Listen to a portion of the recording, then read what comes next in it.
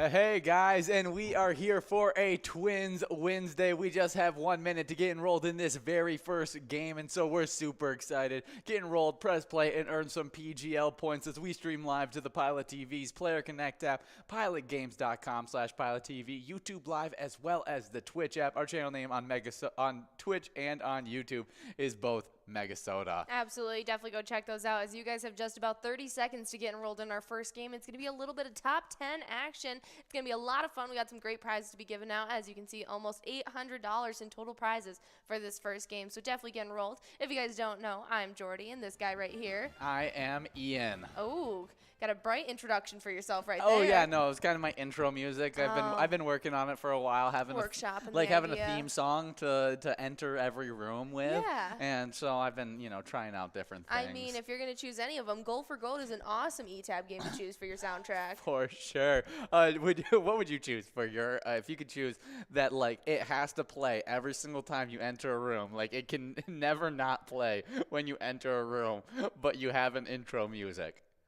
Oh my goodness, that would be awesome if I had some intro music. I would. Oh yeah, but it'd be inopportune in other times. Yeah, do I have to choose an E-Tab game or any sound whatsoever? Any sound whatsoever. But even when you're walking into a library, you have loud intro music that enters you while you walk into the library. I'd have to workshop it a little bit. I'd have to kind of think this over a little bit. But I gotta be honest with you guys. The first noises that came to my head would just be a classic da da da da. Okay. As you walk right in. I feel like that'd be a great little pick-me-up as you enter any room. That would be awesome.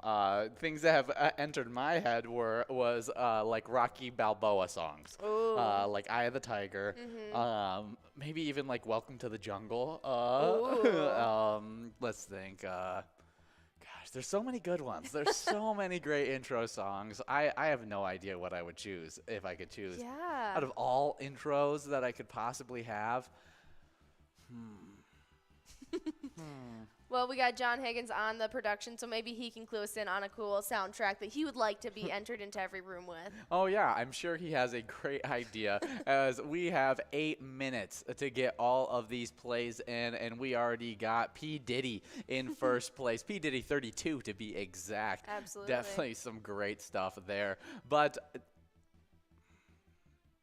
I'm just still thinking. I'm still brainstorming on what I would like to have as my intro music to every single room ever. So you can't think like, oh, I want something too crazy because. But you got some ideas for us?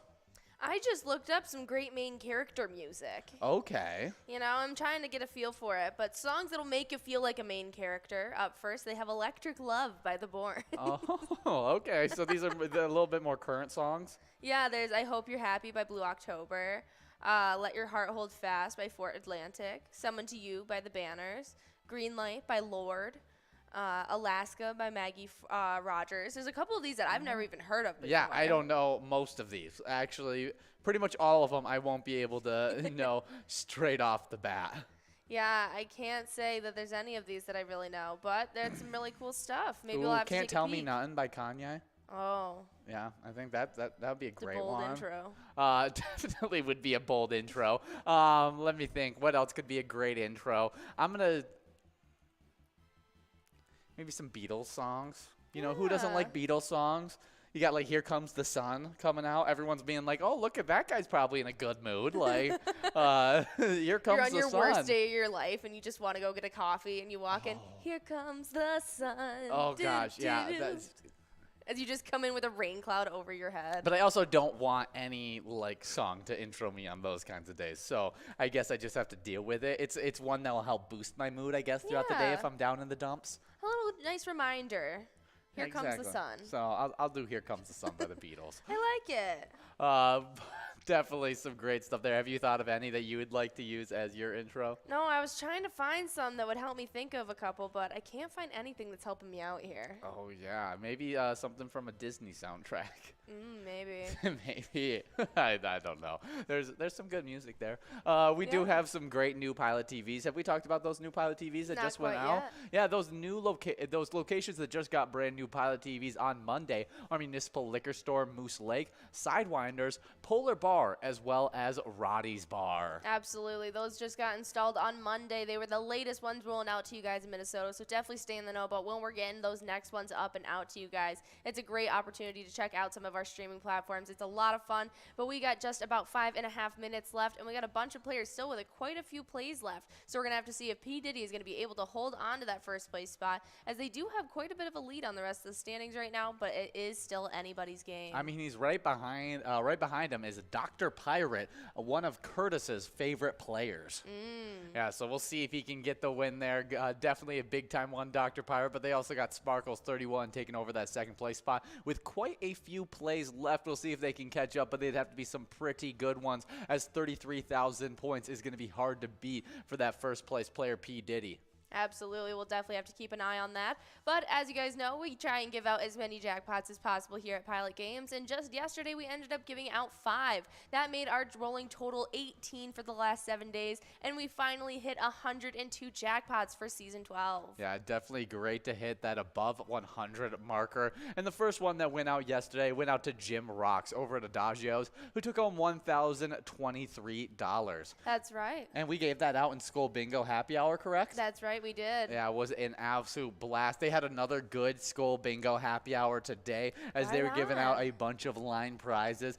A few of them missed out on being in our jackpot list as they were split up between some players, but that large frame and coverall were still available after the happy hour. I don't know what happened in the in-between portion, but should be some really good cash there in Skull Bingo. Absolutely, and you guys will have another hour of Skull Bingo after we let you guys loose after this Twins Wednesday as well to try your hand at getting win those prizes. So definitely stick around and finish out your day strong with Pilot Games by taking home some prizes. But like Jim Rocks, we had quite a few other players taking home some jackpots yesterday, and that second one that went out, we actually got to give out as well, as it went out to SVH over at VFW Blaine, who took home $1,059. Definitely a great prize there. And then the third jackpot we actually gave out as well as the final prize during that MegaSota game night that we so luckily got to host yesterday, and that was Maji over at Fisher's Corner Bar, taking home $738. Yeah, it was awesome. The final jackpot of our MegaSota game night, the 100th jackpot of Season 12.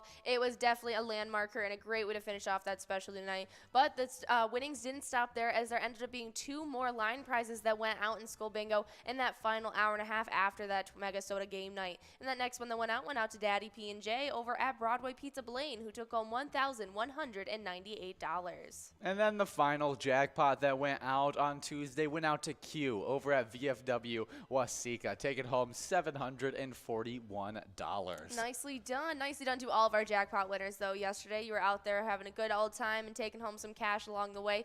We love to see that. You guys have just about 3.5 minutes left in this round of top 10 action, and it's looking like P. Diddy is out of place, but still holding on to that first place spot. Law still has plays in that back 6, in that 6th place to 9th place range, but Sparkles, Q Wirt in 3rd place, as well as the 4th place player still had plays. We'll see how far they can get up, but I think it's going to be P. Diddy's game to lose as we come to these final 3 minutes. But Q made me think of billiards as I thought about the Q ball, and I haven't played a little bit of pool in a long time. Yeah. And so I would definitely love to go out there and play sometime soon. Absolutely. It's a lot of fun. I used to have a pool table in my basement growing up, and it was always a great amount of fun. We were always playing on it.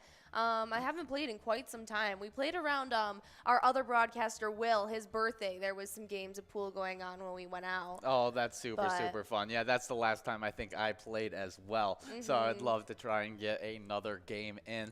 But I actually, as a kid, had a convertible pool table that we actually, I think we did more of the other side, and I can't remember, for some reason in my head it transferred over to ice hockey, like the what's it called? Hockey? Air hockey. Yeah. But for some reason I'm saying that there's no way that's the case, and it had to have been like table tennis. Yeah, it was probably table tennis. That was the most common one, was because they just put the board over top of it. And you can pin the net up. Yeah, and it would be super easy. But for some reason, I really want to say that it was air hockey that it would convert over into. But I'm probably way off on that one. But I could definitely play some pool. We never played pool on it, though. And I don't think we actually played a lot of games on it as a kid, because I had it when I was from 3 to 8 years old, and so I never really played on it, and we used it more as just a table. What did it look like? This? Did it fully flip over? I really don't remember. Because they like make I said, billiards tables that flip over into an air hockey table, but the entire rectangle of it flips. Whereas the normal one, especially in early 2000s when we were growing up, it was just that the thing went on top. Yeah, exactly, to play some table tennis. Yeah. So I have no idea. The only thing I did in that room was do lightsaber fights and play on the Wii. So I never used it. Yeah. That's all right. Oh, but we do have some more things we need to get into and move on, as we do have a winner in this very first game of this Twins Wednesday. That's right. P. Diddy 32 over at Danny's Dugout in Sauk Rapids is taking away that $282 jackpot. Nicely done, and we'll get that entirety of that top 10 from top 10 for you guys in just a couple minutes. But this next round enrolling, you guys are going to be getting into our first round of Vikings victory. We have some great prizes on the line starting out, as we have that small jackpot at $640 and that large one at $8,360. Should be an absolute blast. Wow, Hot Chicken left a lot of plays on the board on that one. Could have maybe challenged that first place spot if they would have gotten them all in. But make sure you get all those plays in these PGL games, because you want to see how high you can get up in these standings and earn the most amount of money you possibly can on those plays. But we do have John checking in, and I would like to ask John what he would choose as his intro music and it has to play for every room you walk into. What would you choose as your intro music? Yeah, no, I definitely want to hear what he has to say. Because he's a lot bigger on music than I am, and so I'm sure he's got a great intro music prepped up in his head. But we do have a new E-Tab game that we need to highlight that's coming out tomorrow. Lots of loons. You guys can go and check out a preview of that right now on our Facebook page, as it got uploaded just earlier today. So I'm super excited to learn a little bit more about it and see all your guys' reaction, because whenever we put out a new E-Tab game, it's always a blast. Absolutely, but if you're going to go check out that promo, you might as well just give us a follow and a like while you're on our Facebook page, because that way you'll be able to keep up with all of our weekly bingo schedules, event details, big progressives, all those amazing player pictures you guys send in, and even utilize that link tree. Once you click on our website link, you'll be able to see direct links to all of our social medias like Twitter and Instagram, pgl.world, all the locations around Minnesota where you can play Pilot games, as well as all of our streaming platforms. There is so much great information on that Facebook page, as well as all of our other social medias, so go definitely check those out. For sure, but we got 2 minutes and 50 seconds to get enrolled in this next game, so make sure you guys continue to get enrolled and press play as we talk about our live bingo schedule. And every weekday, we have a Cup of Joe with Jordy at 11:30, and you guys talk about all the best jackpots on the line. It's you and one of our other broadcast hosts, and you talk about great progressives, great shakeups in the standings. It's an absolute blast to be a part of. But right after that, it leads you right into the Twins Bingo 25-cent edition that runs from 12 all the way till 1 o'clock. We were not able to give out the jackpot today in Twins Bingo, so it's continuing to grow and roll in tomorrow, as it is close to $2,000, maybe even over $2,000. That would be some really exciting stuff, so make sure you guys are coming out tomorrow from 12 to 1 to take home that Twins Bingo jackpot. But right after it, at 1 p.m., going all the way till 4 p.m., we have the 25-cent card edition of Jackpot Hunter. We have some great prizes on the line in there, as we have that minor, major, and mega always on the line to take home. And that mega has officially been clicking up, and it's closing in on $26,000. So you guys will definitely want to come out from 1 to 4 tomorrow. Oh, definitely. And then right after that, right at 4 o'clock, you get into the happy hour bingo. You guys just had Will and John with you guys, giving out a bunch of great prizes. But in those games of Lucky for a bingo, we were not able to give out that jackpot. So it is continuing to grow and roll into this game, into tomorrow. So make sure you come out right at 4 p.m., as well as another opportunity of Lucky for bingo at 6 p.m. tomorrow. But in between that, you get a little bit of Skull bingo action, and we won't know what those progressives are looking like until we get into tomorrow, because that will be the last game that you guys play of live bingo as well, because it will be coming to you guys after this Twins Wednesday, because it happens usually from 6 all the way till 10 o'clock on our non-specialty nights. But the last 2 nights we've had some interruptions.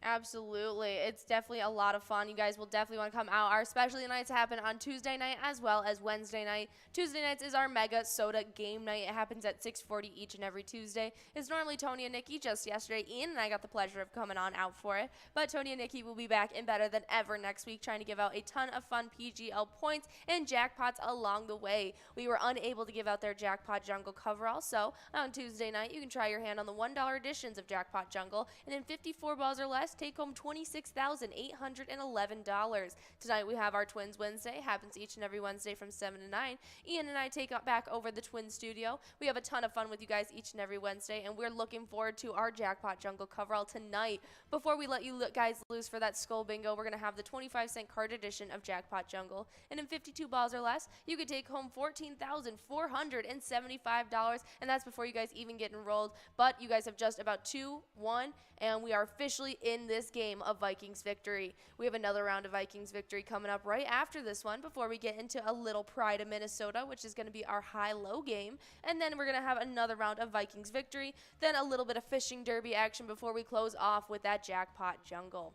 But we are officially in here, and we have about 9.5 minutes left of this round, and we got Bubby 1, 2, 3, 4 over at Spinners Inn, taking it home that first place spot right now. But we got a ton of plays left and a ton of time to see what's going to happen. Yeah, definitely some great stuff today, and we are excited in this game, and hopefully we can give out one of these great jackpots in this game. But as you guys are getting it going in this game, we do have some national days to hop into, as it's National Georgia Day, the 13th right. colony and the 4th state to enter the Union. National Georgia Day recognizes the natural wonders and immense complexity of this bastion of Southern culture. Absolutely. We're going to look up some Georgia facts for you guys, but we actually have someone who lived in Georgia with us right now. Yes, I lived in Georgia at one point in my life for the very early portions of my childhood. It was super fun. Absolutely loved it there, and probably claim it as my favorite place I ever lived just because of how warm. We lived really close to the beach at the time, so we had a lot of beach days. Always stayed tan year round. Yeah, It was a great time. How can you beat that? It's called the Peach State. How mad could you be while living there? Exactly, and it's super fun. It's funny how they incorporate peach in so many different things in the state, where like it has 1,000,002 different road names, like road, court, street, all have one that's like.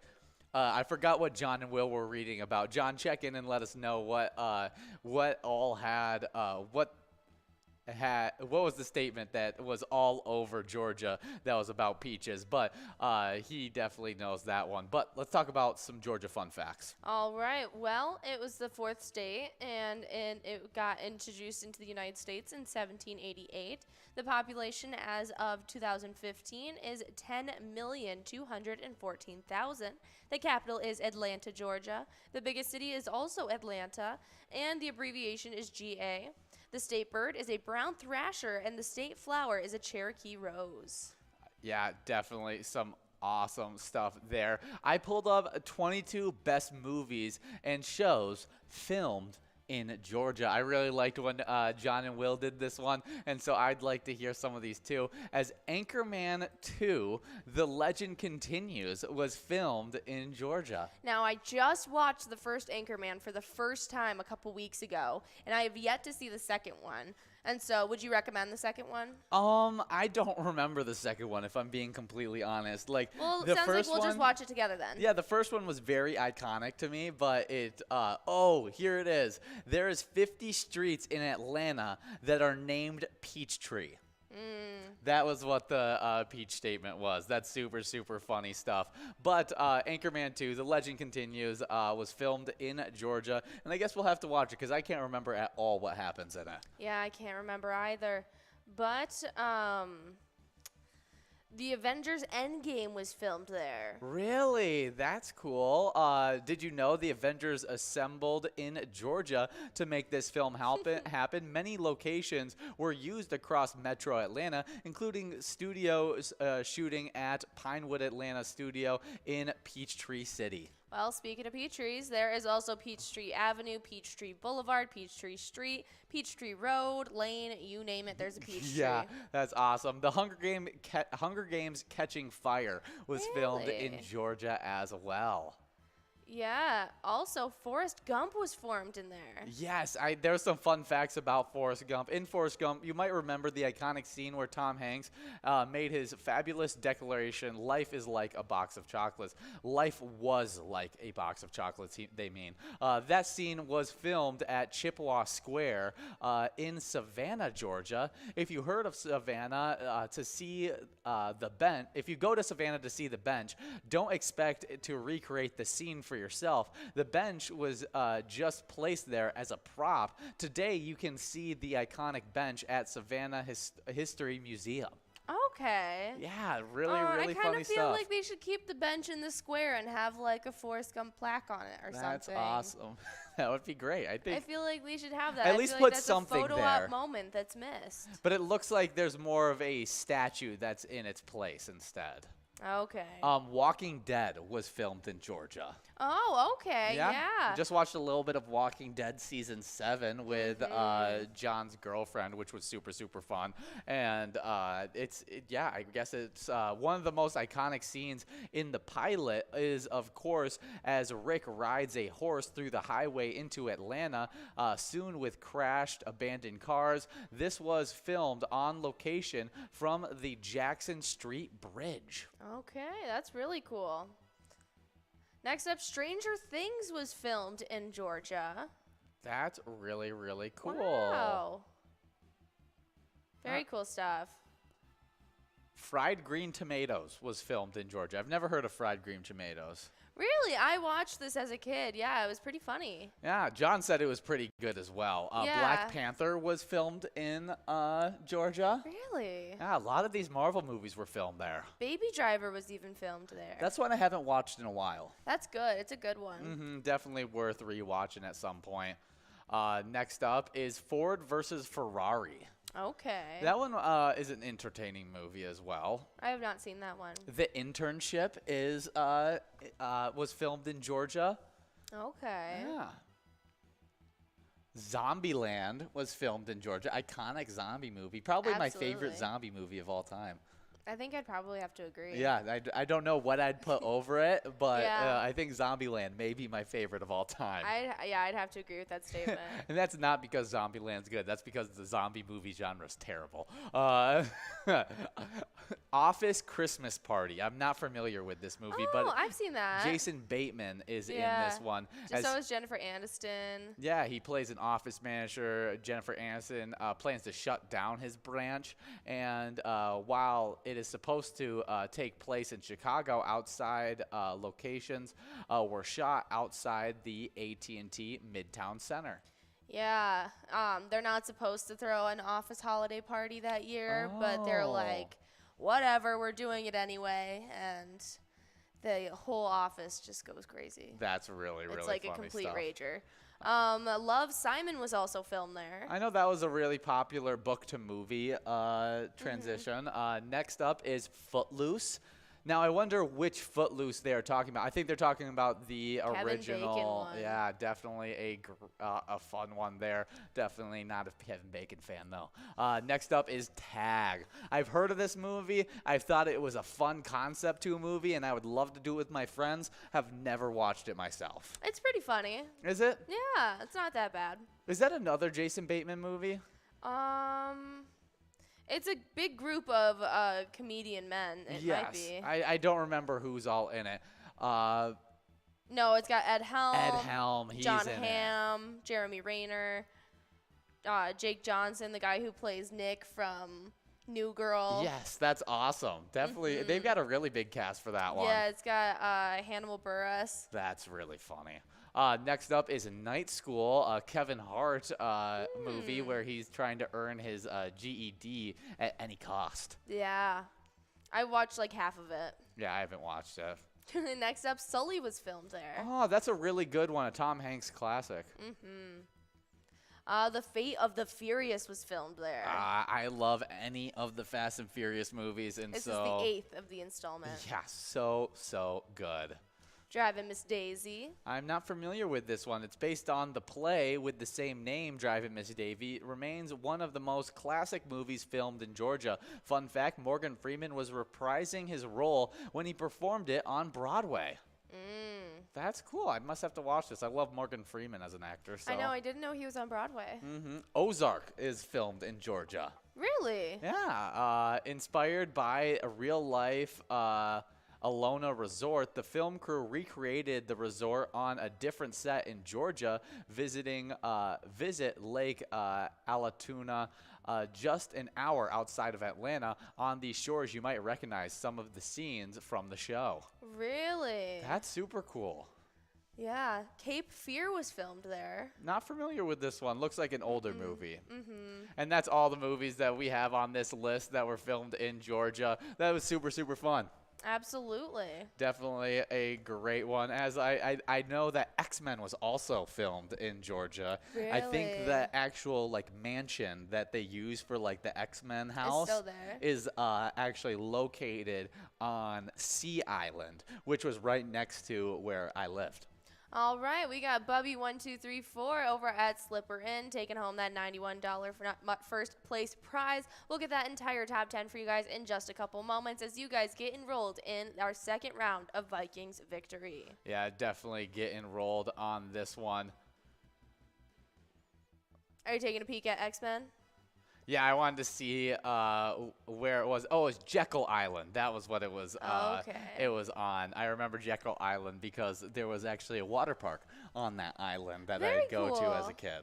Yeah, that sounds like a lot of fun. Yeah, it definitely was a good one. And there was just so many mansions on that island as well. It was absolutely ridiculous. That's crazy. But yeah, I'm pretty sure one of the X-Men movies were X-Men First Class was filmed on Jekyll Island. Okay. Yeah, super cool stuff. That is really cool. Yeah, well, next up on our National Day list is National Grab Some Nuts Day.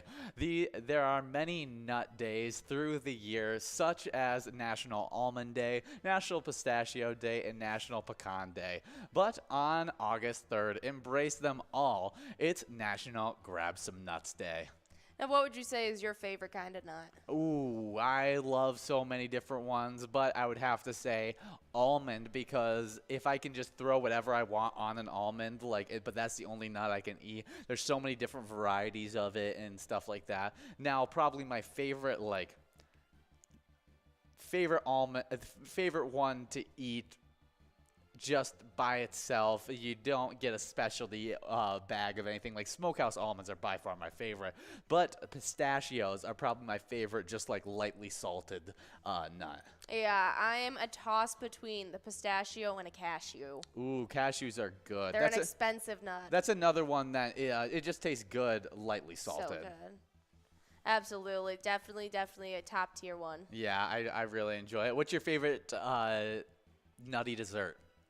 Chocolate covered almonds. Chocolate covered almonds. I'd have to agree with that one, as I love mowing on your chocolate covered almonds because you buy them and then I end up eating them all. Yes, he does. Which is it's a great system. It It's a works give and out take. well. It's fine. We got 2 minutes and 30 seconds to get enrolled in this next game, another game of Vikings Victory. So make sure you guys continue to get enrolled and press play so that we can give out some of these great prizes. Absolutely. But we have one last National Day to get into with you guys, as it is National Watermelon Day. And National Watermelon Day on August 3rd recognizes the refreshing summertime treat enjoyed at picnics and fairs. And since watermelon is 92% water, it's really satisfying in the summer heat. Definitely some awesome stuff there. I love some good watermelon. Absolutely. I mean, it's such a versatile fruit. You can make drinks with it. You can make meals with it.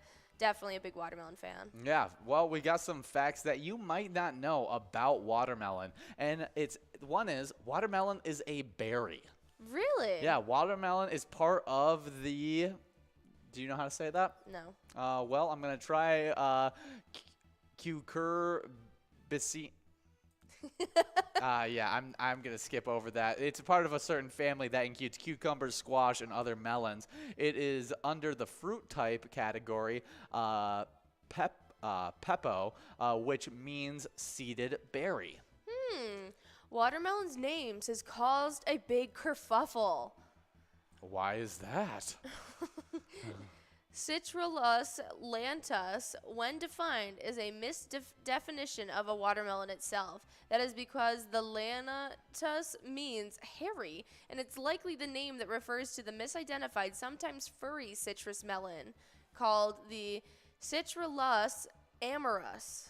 Interesting. Watermelon wasn't always sweet, fun fact. Watermelon originally had many seeds and had green flesh, but there was an appeal to watermelon because it's high 92% water content. That I actually did know that one. I saw a photo of what watermelon looked like before the propagation of mass production and consumption by humans, and there was no pink.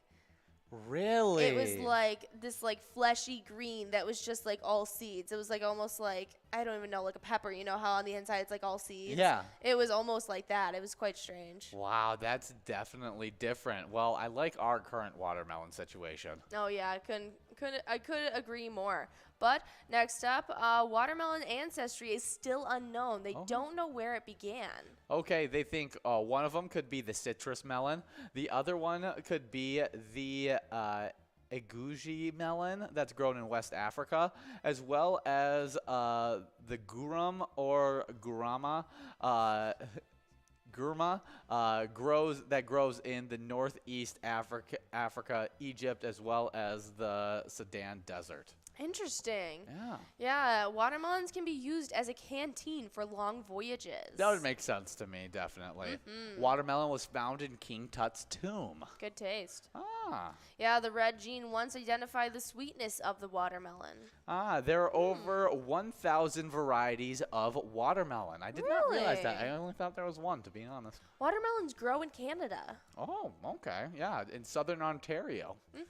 Some watermelon have a hollow heart. Interesting. Yeah, hollow heart is a result of seedless breeding that also makes watermelon harder to pollinate. The breeding causes the flesh of the watermelon to develop a large hole, sometimes in a intricate symmetrical shape. Interesting. Well, if you ask a hippopotamus, no, it's not a hippopotamus, it's a hypocrite. If you ask some hypocrites, watermelon is good for a heat stroke. Really? Okay. I'll just move on. Interesting. Yeah, watermelon is a great post-workout snack. Yeah, it revives a lot of those electrolytes, water. It's just definitely a great one. It even helps with muscle soreness, some studies say. Very cool. I had heard about oranges, but I hadn't heard about watermelon. Yeah, a lot of those fruit are And really banana, good for right? recovery kind of things, just because it has a lot of those, Necessary things. yeah, to replenish the muscle group. Well, in 2019, a watermelon campaign to buy watermelons for soldiers was issued by the president of Kabul, Afghanistan. Oh, you can eat the ring and the seeds. The rind. Oh, the rind and the seeds. I know a lot of people who do, and like a lot of people bake the rinds and eat them. I personally don't think that sounds very appealing. Yeah, I don't think I'd eat the rind, but I eat the seeds all the time. Yeah, I eat the seeds with it all the I at one point was worried I was going to have a plant grow out of my stomach, but I quickly got over that fear, just kept on going about my day. Yeah, as you should. Yeah, definitely some fun stuff there. Definitely some really cool watermelon fun facts.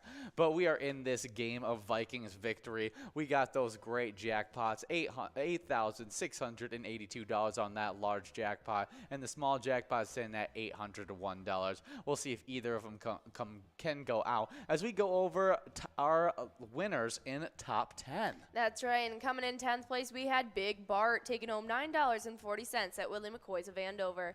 Coming in 9th place, we had Once taking home $18.80 over at Corner Pocket. Then Rudd Dog came in 8th place, taking home $28.20 at LJ's. Over at Maple Tavern, we had Delico taking home $28.20, coming in 7th.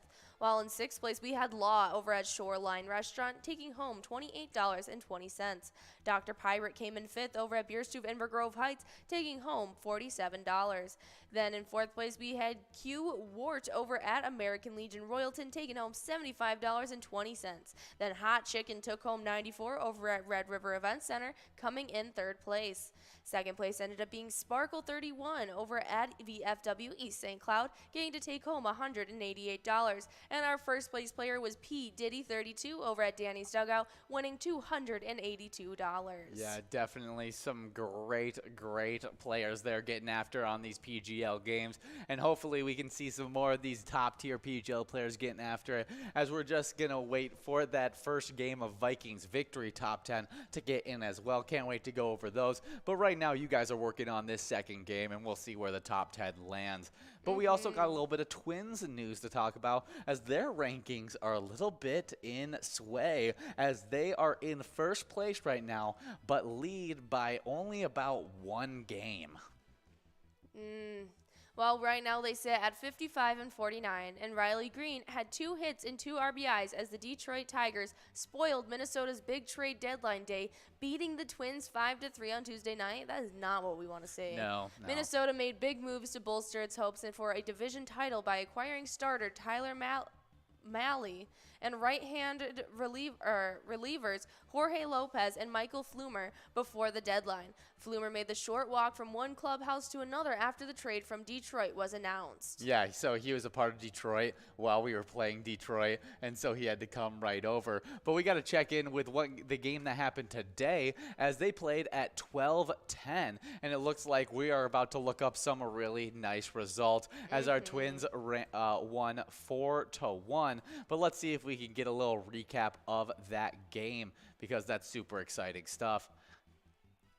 Absolutely. This is what we are looking for, and it's looking like. And trade acquisition, Jorge Lopez earned his first save with his new team. Newcomer Sandy Leon drove in 2 runs, and the Minnesota Twins beat the Detroit Tigers 4-1 Wednesday. Carlos Correa and Gio Urshela added in RBIs for the Twins, who lead in the American League Central, remaining 1 game above Cleveland. Entering a nice rotation, Lopez, an all-star acquired Tuesday from Baltimore, earning his 20th save of the season with a 1, 2, and 3 inning, 9th inning. It's a time where you just even think about being here, being in that spot. To be in first is just really fun to watch these guys daily. I love it, Lopez said. He needed just 7 pitches, including a 3-pitch strikeout to Eric Haas. I love to go out there, be quick. If it's not, we battle, Lopez said. Lopez's outing came after Minnesota starter Joe Ryan bounced back from a career-worst outing with 5 mostly solid innings. Michael Fulmer then pitched a scoreless inning in his Twins debut against the team from which he was traded Tuesday, before Caleb Thibar and Johan Duran each tossed a scoreless frame.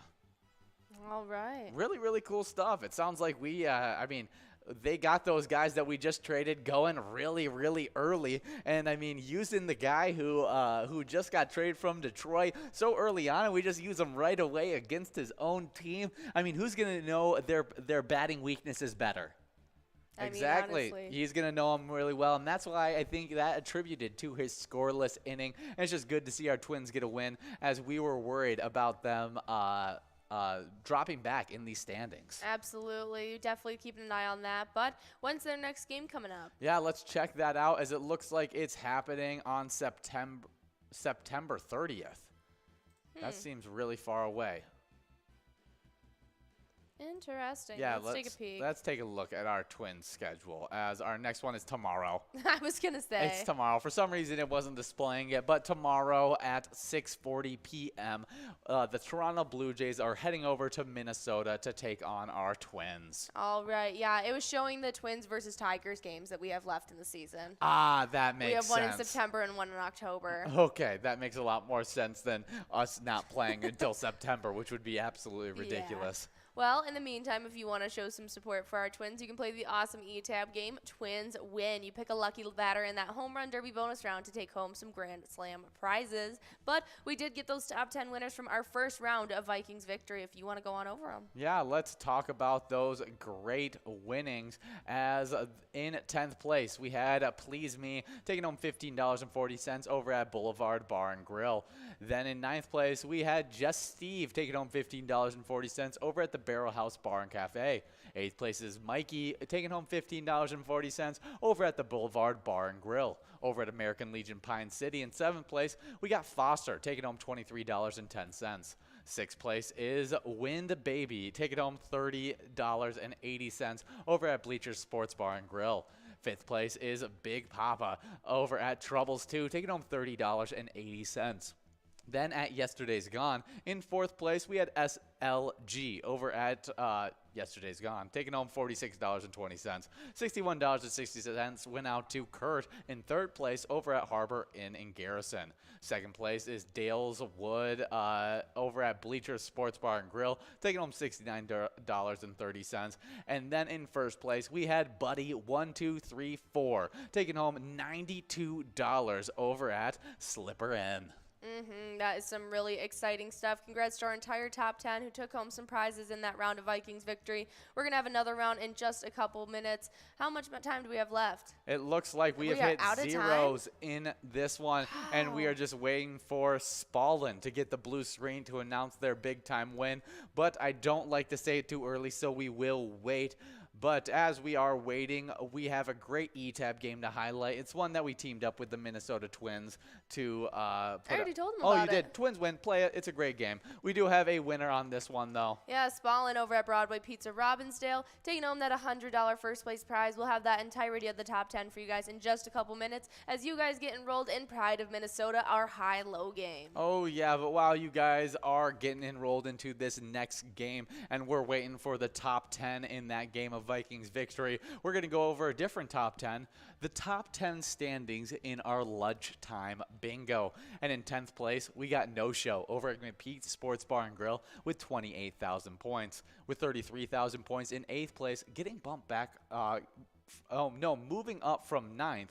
We got Caribou over at Cooper's Restaurant, who tied it up, who has the same score with T-Bone over at Poppers. 7th place is Tez over at Poppers with 40,000 points. We saw Tez getting a bunch of wins today during our lunchtime bingo. 6th place is Red over at American Legion Fridley with 71,000 points. With 74,000 points in 5th place, we got Nan over at Corky's Bar South Haven. 4th place is Mikey Wins over at Mama G's with 81,000 points. With 84,000 points in 3rd place, we got Simbob over at Corky's Bar South Haven. 2nd place is Scrub Eye over at VFW Blaine with 87,000 points. And with 93,000 points in 1st place, we got Loser Dave over at VFW Spring Lake Park. Absolutely. And on the location side of things, we start off in 10th place with Beer Stew Inver Grove Heights with 32,000 points. 9th place is Floppy Crappie in Pokegama Township with 35,000. Then with 45,000 in 8th place, we have Miniger Sports Hub in La Crescent with 55,000. In 7th place, it's Our Place on 3rd and Faribault. 6th place is with Carboni's Pizza CR Billiards in Coon Rapids with 62,000 points. But with 99,000 points, just outside of that 100,000 point club, getting pushed back. Now into 5th place, it's VFW Blaine. Jumping up, pushing that location back, now into that 4th place spot, and in the 100,000 point club, it's Poppers in Virginia, sitting with an accumulated 111,000. 3rd place is Corky's Bar in South Haven with 138,000. 2nd place is American Legion Fridley with 214,000. But with 220,000 points in 1st place, we have VFW Spring Lake Park. Yeah, good job to all those locations and players, really killing it during our lunchtime bingo. Right now, we're playing Twins bingo during that lunchtime, and we have a great jackpot available, rolling and growing into tomorrow. Absolutely. But as you guys know, other than our regularly scheduled bingo, we have over 50 different charitable E-Tab games for you guys to choose to play at any time. Right now, we're listing a little gold for gold action. We love this Olympic theme. We can get some big cash while having a blast with these characters. You guys will definitely want to go check it out. But if that doesn't sound up to your speed, our wide variety of different themes could see to your appeal. As we have such a wide different themes to choose from, I guarantee that someone will find, or you guys will find something that you like. Oh yeah, they all have huge prizes at the $1,500. All have small bets between 50 cents and $5. There's awesome bonus and free play rounds in all those games. You should definitely go check out all the different E-Tab games. But I know Jackie joined a Kirsty we had in this day in history. She won her 2nd gold in the heptathlon, and so it made me feel a little bit of gold for gold action on today. Absolutely. It only seems right. Oh yeah, if you could compete in any Olympic sport and be any Olympic event, which one would you choose? Oh, I don't know. I can't. I couldn't even. Bobsledding. And you have the ability to. Bobsledding. We're assuming you have the ability to in this fantasy scenario. Bobsledding. Bobsledding. That's a good one. They seem like it's so much fun. It seems really scary, but it seems like so much fun. Yeah, I would just never choose the Winter Olympics. That's just one I would never go for. I'm definitely going to go for the Summer Olympics. And I'm going to say I would like to compete in the javelin throw. Really? Yeah, I think that one's just a really cool one. Maybe beach volleyball. Oh, that would be a fun one. I'd totally do some beach volleyball. That's a great Olympic event. Some basketball, because that means I'm also in the NBA at that point. So that'd be pretty cool. Is there basketball in the Olympics? Yeah, there's basketball in the Olympics. Really? Yeah, you didn't know there was basketball in the Olympics? I couldn't tell you the last time I watched the Olympics. Oh, it's so good. That's funny. John said Olympic basketball for real. Definitely a good one. John, what kind of player do you see yourself being on an Olympic basketball team? Just so that we get a full picture of what kind of Olympic basketball player, what you'd be bringing to the court, really. Yeah. We just got 13 seconds to get enrolled in this next game. We're getting enrolled into a little bit of Pride of Minnesota action. Oh, yeah. Should be a really good one, and I can't wait to see if we can give out these $807 of total prizes. Absolutely, and we are officially getting enrolled in this game. After this, we have that awesome round of Vikings victory, a little bit of fishing derby before we close out with that jackpot jungle. But as you guys know, each and every day we get to highlight a couple of the things that happened on this day in music history, and today we got some fun ones. As today, in 1963, the Beatles played the Cavern Club in Liverpool for the last time. They played their first of their 292 shows there in 1961, and then played where they made their debut performance. Yeah, really, really cool stuff. I mean, started there, ended there for the last time in went back there last time in 1963. They did 292 performances in 2 years. That is ridiculous. That's insane. That is absolutely crazy how Yeah. many they did during that time. I mean, Very just cool. putting out doing a bunch of different shows. Really, really cool stuff. But we do have Big Papa taking over that first place spot, but I don't expect them to hold on to it as there is a bunch of players gunning for that first place spot. Absolutely. But we can look up some Beatles fun facts. But before we get into some Beatles fun fact, we have John letting us know what kind of Olympic basketball player he'd be. And he said two-way elite scorer, rim protector, slashing playmaker, shot creator, scorer. Shot creating scorer. Yeah. Wow. A little bit of a do 'em all. Kind of like a Matthew Dellavedova type. I love Matthew Dellavedova, so that's not even a joke. He put his heart on the line for LeBron, which was absolutely great to see. I was going to say, that went right over my head. Yeah, it probably should. But let's talk about some Beatle fun facts, as we have 15 interesting facts, and we'll talk about a few of them. And first up, the Beatles got the idea for their name from Buddy Holly and the Crickets. The band Really? liked the idea of using the name of an insect as a band name, and they were fans of Buddy Holly and the Crickets. Because John Lennon loved puns, he altered the spelling of Beatles to what we now see as the band Beatles. Yeah. Really cool stuff. Just put an A in there for some reason. Absolutely. John Lennon's father was absent for much of his early life, but showed up when his son became famous. Ah, that is the story so often of the Tale time. as old as time. Yeah, third is Paul McCartney and Ringo Starr were not the original rhythm section. Really? Yeah, a friend of John Lennon's from art school, Stu, handled the bass duties when the band was living and working in Hamburg, Germany during the early 1960s, while McCartney stuck to rhythm guitar. In Hamburg, Stu left the band to pursue a relationship with a German photographer who befriended the band, and to study art in Germany, and ended up not being a part of their huge success. Oh, well, John Lennon's hero actually was Elvis Presley, but he claims that he was disappointed when he met him. Oh, that's, I mean, so many people are disappointed when they meet their stars. The teenage John Lennon was infatuated with Elvis Presley, and the American performer was a big reason why Lennon later pursued a career in show business. The young Lennon would dress like Presley and comb his hair in a similar fashion. Yeah. I want to hear why he was a little disappointed, though. When the Beatles became famous, their manager, Brian Epstein, arranged for them to actually meet Elvis in America. Although the meeting was friendly enough, the musicians had a brief jam session. Lennon thought that Elvis was disinterested in talking to them, and he wasn't especially engaging in person. Ah, yeah. Well, you know, they say it all the time.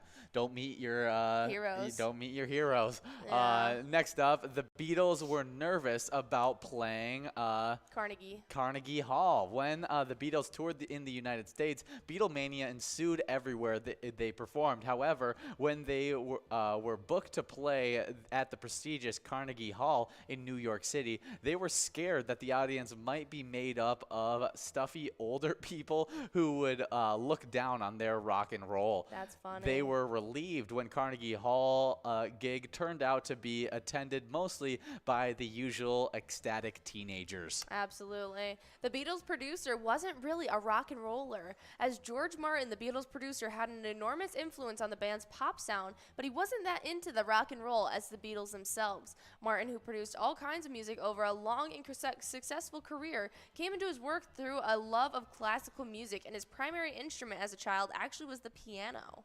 Interesting. The Beatles didn't think they would be popular in the United States. That's hysterical. Yeah, the Beatles appeared on the Ed Sullivan Show in New York City, drew a huge television audience. They sold out show everywhere they went in the United States. The band was highly influenced by American pop music, but initially they weren't sure if Americans would be open to a foreign band. Huh.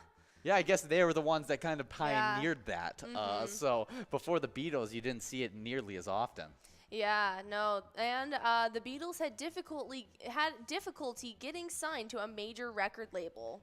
Oh, yeah. Beatles manager Brian Epstein worked hard to secure his lads a recording contract with a label big enough to make them stars. This wasn't easy, though, because not everyone in the music industry saw the potential of them. All right. Ah, cool stuff. Yeah, John Lennon ended up performing on film with Keith Richards, Eric Clapton, and Mitch Michael. That's a really cool performance. A really cool film. I would like to see it. It's in the Rolling Stones Rock and Roll Circus. Yeah, it's an unreleased film. Oh, so no one ever got to saw it. That's a shame. They shared songwriting credits in a unique way. The two frontmen of the Beatles had a usual agreement where they would both get songwriting credits for tunes that only one of them had written. For example, McCartney was primary songwriter of the band's classic Yesterday and had little to do with the writing of The Ballad of John and Yoko, but these songs were attributed to both Beatles. Ah. Yeah, Ringo Starr was and still is an incredible drummer, but I don't think I had to tell you that. Yeah, definitely. The Beatles' look was originally much scruffier. Yeah, that would be weird to see them as scruffy. When Beatlemania occurred in the early 1960s, the band was known for their smart suits they wore on stage and for their cheerful wit during interviews. The early Beatles that performed at various clubs in Liverpool and Hamburg were a lot scuffier. Yeah, no, they dressed in leather and cowboy boots, and they would often eat on stage, but it wasn't until their manager pulled them aside and was like, hey, guys, you probably should clean up your image. Yeah, that's super, super interesting. George Harrison lived briefly in the United States before the Beatles were famous. Really? The Beatles were in...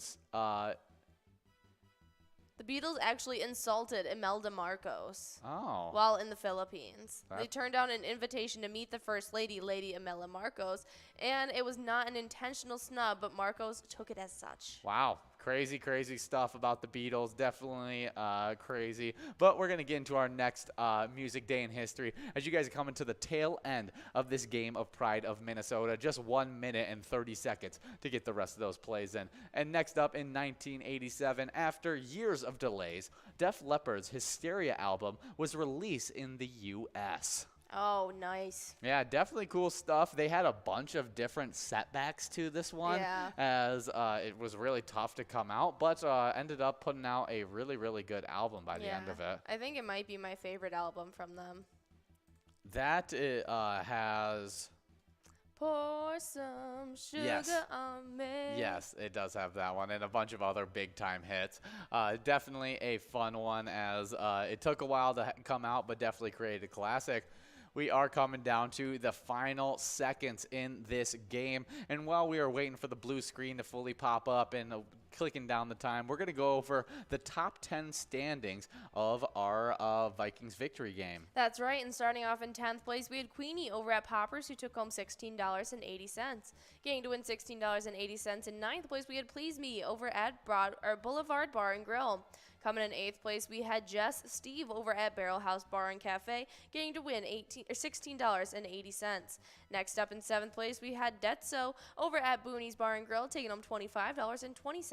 6th place ended up being Foster at American Legion Pine Island, getting to win $33.60. Then we had Sly Swag over at Knitsky's, taking home $33.60 in 5th place. 4th place ended up being Kimmers over at Mama T's Castle Tap, taking home $50.40. But getting to win $67.20 in 3rd place, it was Dr. Pirate over at Beer Stew Inver Grove Heights. 2nd place ended up being Kim Bob over at Clearwater Legion Post, taking home $75.60, while our 1st place winner ended up being Spallin over at Broadway Pizza Robbinsdale, taking home $100.80. But there it is. We have our 1st place winner here. Yeah, it's Udwed over at Great River Bowl, taking home $92 on that 1st place prize. Good job, Udwed. Nicely done. We'll get that entire top 10 as well as the biggest losers in that game of Pride of Minnesota high-low for you guys in just a few moments as we get enrolled in the 3rd and final round of Vikings victory. Like I said earlier, we got a round of Fish and Derby after, and then we'll close off with that Jackpot Jungle. So stick around, get enrolled, and let's get some cash in your guys' pocket. But as you guys know, right now we're in a specialty night, which means we get awarded PGL points. But that's only if you sign up at pgl.world. Oh, yeah, and we love it when you guys get signed up because you get those points. You also get access to insider information, including a monthly newsletter that has a lot of great information, as well as stuff about PyCon. And PyCon 2022 is happening Thursday, September 15th. We are going back to the Ledge Amphitheater in Waite Park. We had such a great time out there last year. This year's special musical guest will be the legendary ZZ Top, selling over 50 million records. Selling over 50 million records. The Rock and Roll Hall of Famers will be playing their hits at a very special private event just for you. Come out and hear all about all the new products and games from Pilot Games, meet with legislators, and hear some great tunes. Registration is free for players who are signed up at pgl.world, and you guys should be getting those registration emails to you. It should be already in your email if you've already signed up at pgl.world, and if you haven't done so, it should be being sent to you really quickly. So stay tuned to your email and make sure you're getting registered for this great event. Absolutely. PyCon is going to be a blast. It was so much fun last year. We sold out before the show, and so you guys will definitely want to secure your spots before we sell out this year. I can't wait to get out there and get you guys up on the broadcaster with us, meet you personally, and just have a grand time. So definitely sign up at pgl.world. Not to mention that we highlight all the new players who sign up, and we love showcasing a little bit of extra luck on them, as we had players like Keels, Mom, Mike Chewy, Stein 1380, Roland, Rosie, A Kite 1380, Chloe 7, Camp Girl, Crazy Eyes, Gypsy, Gage, Lilo 7411, DM McCabe 33, Bezzy 72 130, as well as PC Sportsman. Yeah, good job to all those players getting signed up, and we'll see if they can get into these PGL top 10s, as we had a few shakeups just yesterday. But sitting in 10th place, we got Nixon at VFW Roseville with 221,210 points. 9th place getting bumped back all the way to 5th place. It's Tavern over at Claremont Pub with 222,430 points. Just proving how big of a move it was for Nixon just to stay in 10th place, if the 5th place player is getting bumped back all the way to 9th. But moving from unranked to this spot in 8th place, we got Deb Daniels over at HR Pesties with 227,395 points. With 229,965 points, moving from unranked to 7th, we got Chapster over at Moe's. Getting bumped back from 3rd into 6th, we got Keeves over at Clearwater Corners with 246,525 points. Getting bumped back from 2nd into 5th, we got Diesel over at Eagle St. James with 249,030 points. Shooting all the way up from 7th into 4th, we got Sloppy over at Malone's Bar and Grill with 278,230 points. Moving up from 4th into 3rd, we got Bergar over at Rusty Nail Thief River Falls with 282,650 points. With 286,880 points, moving all the way up from 8th into 2nd. we got devoided over at the roadside. And the big riser from just last week is still in first place. We got Forget You D at VFW Austin with 303,955 points. Yeah, and the real kicker is that they didn't even accumulate any points last night. Forget UD just had enough from last week to hang on to first place. Yeah. Still with a nice leg up on the rest of the standings. I definitely want to see him out there tonight, though, trying to get those wins and holding on to that first place spot. You guys have just about 30 seconds to get enrolled in this game as I go over the location standings. Let's start off with the 9th place location getting pushed back to 10th, as now Rustic Saloon and Little Falls sits with 780,235 points. Coming in from unranked, now into 9th place, we got Whiskey Street and Melrose sitting with 783,015 points. Getting pushed back from 7th now into 8th, we have Clancy's on Island Lake in Park Rapids with 802,669 points. In 7th place, coming in from unranked, we have the Rusty Nail Thief River Falls sitting with 825,545 points. 6th place sits with Billy's Rockford with 923,335 points. But then we move on to the 1 million point club already, because in 5th place we start off with VFW Northfield with 1,170,665 points. 4th place is Miltona Liquor Store with 1,207,715 points. 3rd place is Howie Sports Bar and Grill in St. Cloud with 1,402,135 points. But with 1,581,375 points in 2nd place, it's Poppers in Virginia. Holding on to 1st place, though, after last night still, it's Mabel Liquor Store, sitting with 1,643,255 points. Yeah, definitely some great point totals. Any shakeups that you see happening? Just some newcomers jumping into their standings. Nothing too big to account just yet. Okay, do you think how many locations are going to be in the 1 million point club when we come in tomorrow? I've already made my prediction for today. 7 out of 10. Yeah, and I'm right there with you. 7 out of 10. John took the more safe bet, saying only 6 out of the 10 would. 7. As Billy's Rockford is really, really close to getting into that 1 million point club, and it would be a bit of a push for Rusty Nail Thief River Falls, but I'm not doubting them as they've had huge rises over the last, just yesterday's PGL night. Absolutely. We do have a win from that game of Pride of Minnesota. We got top 5s from that one. And in 5th place, we got Jimmy's over at Carboni's Pizzeria, winning $36.80, winning $46. We had Delico over at Mabel Tavern in 4th. 3rd place is Minnesota O over at Steve-O's, taking home $64.40. 2nd place is Cade over at La Playette, taking home $73.60. And in 1st place, taking home $92. We had Ud Wed over at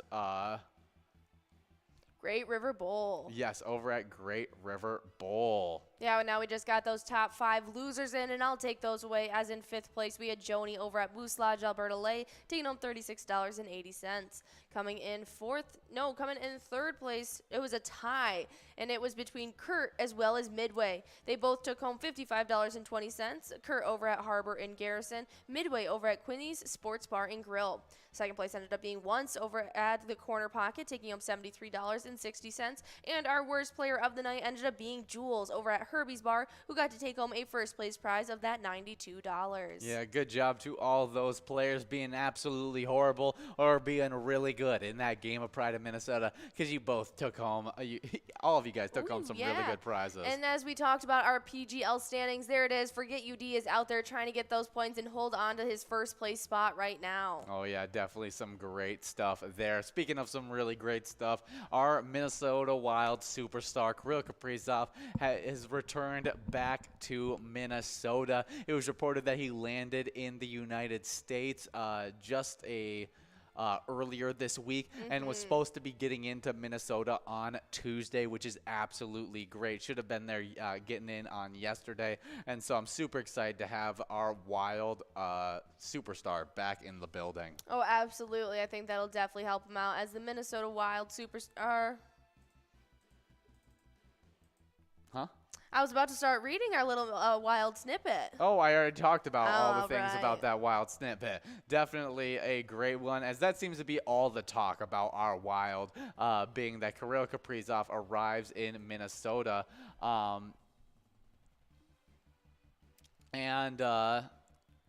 Let's see if he got back in there.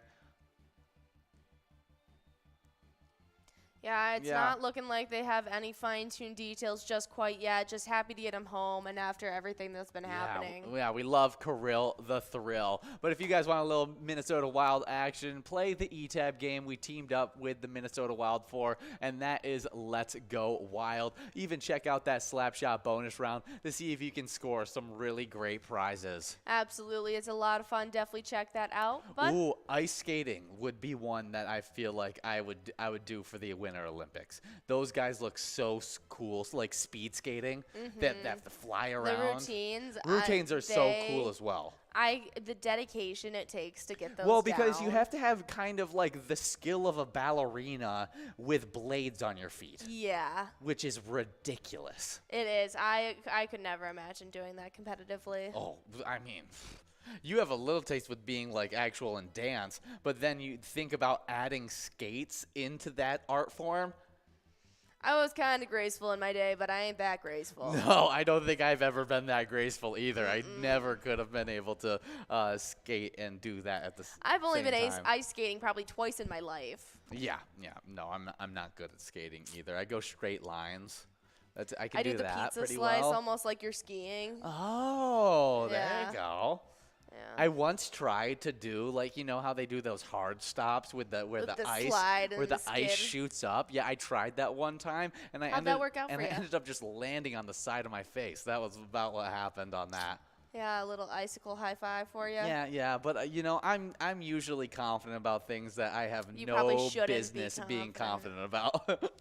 Yeah, I could have seen that one coming. But I always consider if you go into it confident, that's your best opportunity in actually doing it successfully. Absolutely. I feel like you have such more of a room for error when you're second guessing yourself. Oh, yeah. There is so much more room for injury, especially when you're second guessing yourself. If you're going to Exactly. commit to something, you might as well just fully commit Just to do it. Just do it. And I did. It didn't work out. Ended up on, but Your instincts are going to kick in anyway if you're going to fall. I was at a so. school trip too, so I was like, Oh, I no. popped right back up and was like, Nothing happened. skating, yes, great time. But it seems like you guys are having a great time fishing, Yeah, and so especially now that the ice is all gone. yeah. So let's talk about the great fishing report we have from the Wilmar area lakes, done by Explore Minnesota on July 28th. Absolutely, and many anglers are reporting a variety of fish being pulled from the shallows of Wilmar Lake areas this week. Anglers with the most success are using live bait rigs, plastic jigs, and moving baits on top water lures. Eagle and Sunberg Lakes are giving up active walleye and bass in about 10 to 15 feet of water, while Diamond Lake has seen more active walleye and northern pike around 20-foot depth. That's right, and the walleye anglers should also consider Andrew, Green, and Solomon lakes while using leeches, crawlers, and chubs. Panfish are active on most area lakes, especially in the shallows of Solomon and Green lakes. The most effective presentation is a jig and a small plastic. Yeah, definitely a great time fishing over there in Minnesota.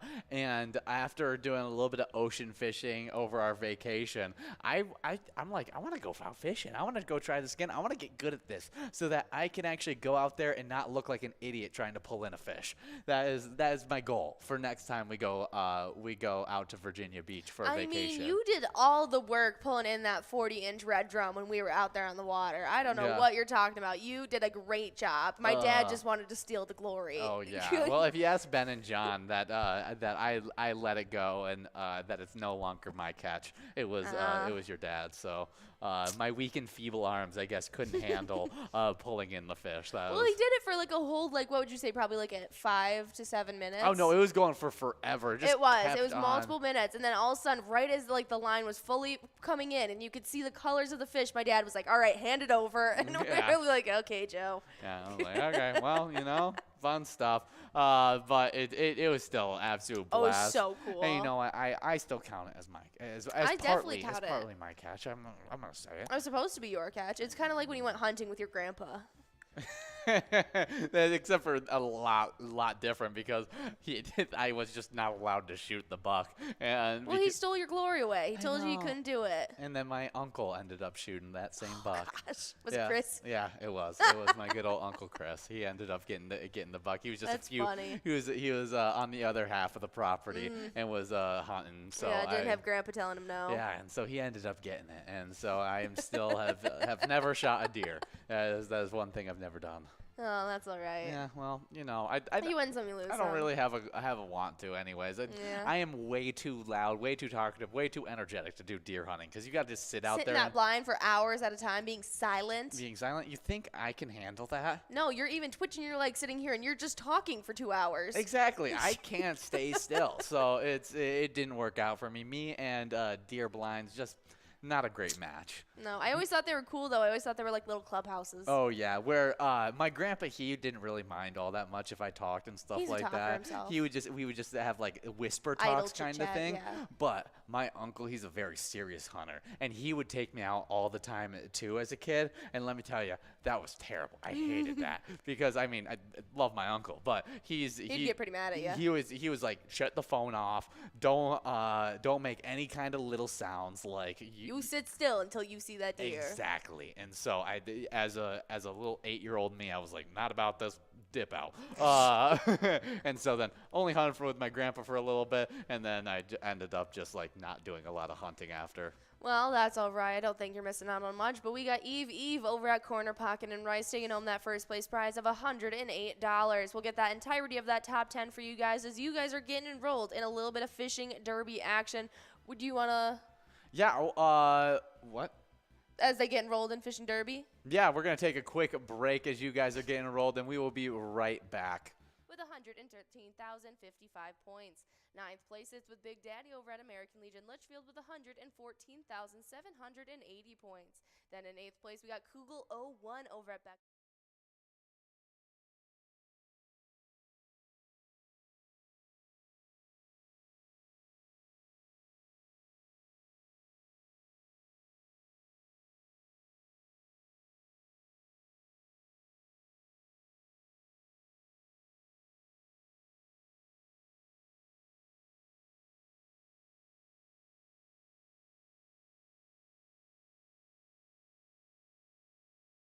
Third place sits with Keith over at Billy's Rockford with 156,795 points. Second place is Keith over at Clearwater Corners with 157,560 points. But in first place right now, we have Bergar over at Rusty Nail, Thief River Falls, who sits with 230,540 points so far. Wow, some great point totals and even better point totals when we get into these locations, because in 10th place, we got Charlie's Bar in Rochester with 431,075 points.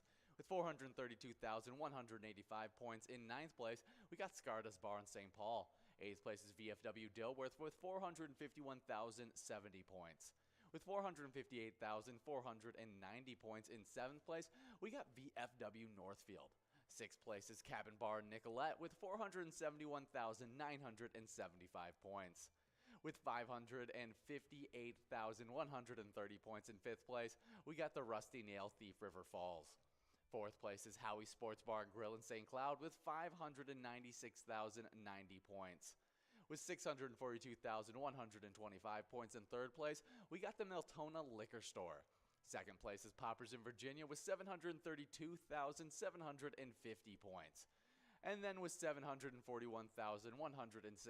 points, the number 1 location in the PGL standings, we got the Mabel Liquor Store. That is some exciting stuff. I can't wait to see what location's getting in the 1 million point club first. But make sure you guys are coming out on Tuesday night for MegaSota game night at 6:40 and Twins Wednesday on Wednesdays at 7 p.m. And make sure to sign up at pgl.world.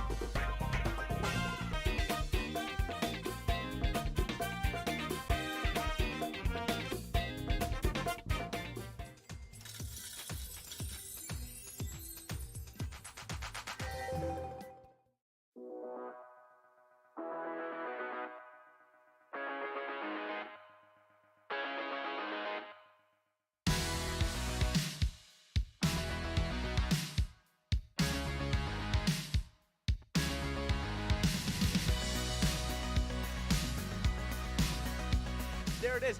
53 balls.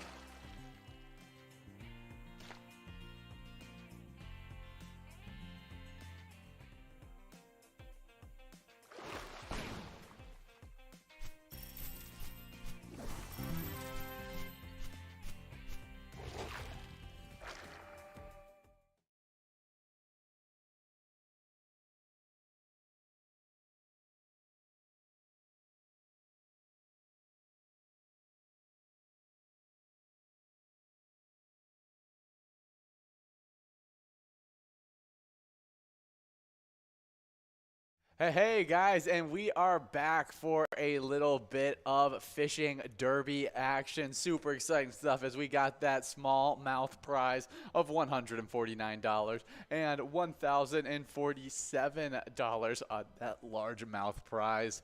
But before we get into a little bit of Vikings news, let's talk about that final game of Vikings victory. All right, well, coming in 10th place, we had Randy over at VFW Brainerd taking home $18, getting to win $18. In 9th place, we had Q over at VFW Waseca. 8th place was Sue 2 over at Diamonds Point, getting to win $18. KRK over at L&M Bar took home $27, coming in 7th place. 6th place was I'm Winning over at Bogart's Place, taking home $36. Getting to win $36 over at Howie Sports Bar and Grill. In 5th place, we had Suki. Then in 4th, it was Rud Dog, taking home $54 over at LJ's. 3rd place was Hot Chicken, taking home $72 over at Red River Event Center, while Nick came in 2nd over at Wilmot Saloon, number 7, getting to win $81. And our first place player ended up being Eve over at Corner Pocket, taking home $108. Oh yeah, really, really good stuff. Good job to all those players in Vikings victory. But let's talk about this Vikings news as one-on-one time with Kurt is already happening. Remember last year when we found out that Kirk Cousins and former Vikings head coach Mike Zimmer were meeting weekly for the first time in their 4 seasons together? Well, guess what? Kirk Cousins' first season with Kevin O'Connell as Minnesota's head coach hasn't even begun yet, but the two have already been finding time to meet with each other over the summer. O'Connell also revealed last week that he and the quarterback are planning on meeting at least once per week during the regular season. Makes sense. With Zimmer, it felt like the meetings with Cousins were done in more to appease the quarterback, but with O'Connell, it seems like both parties involved are excited to collaborate with one another. It's fair to say Minnesota's previous head coach didn't exactly do everything he could to help Cousins succeed. With O'Connell as Vikings head coach, the success of veteran quarterback is now one of the team's top priorities. I absolutely love that. I mean, we've talked about it before. We've talked about it as we've witnessed all of these changes unfold to the Vikings. I'm just so excited about this sense of camaraderie and this sense of community in this team where they always want to have that open communication with each other, not just between teammates, but also between the coaches and the players, and kind of have that respect to hear from each other and kind of keep each other like in the know about everything that's going on. I mean, that's a huge thing that the head coach is meeting with the quarterback to try and make him succeed, especially when that head coach is so offensively involved.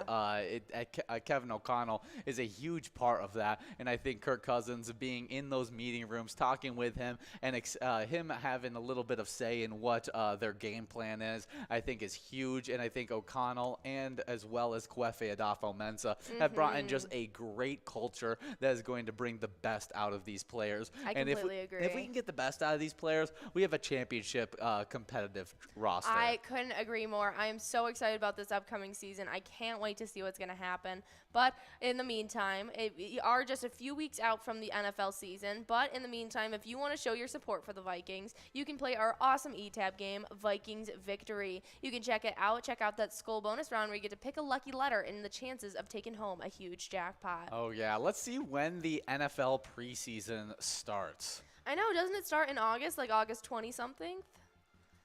Is it in this month or is it in September?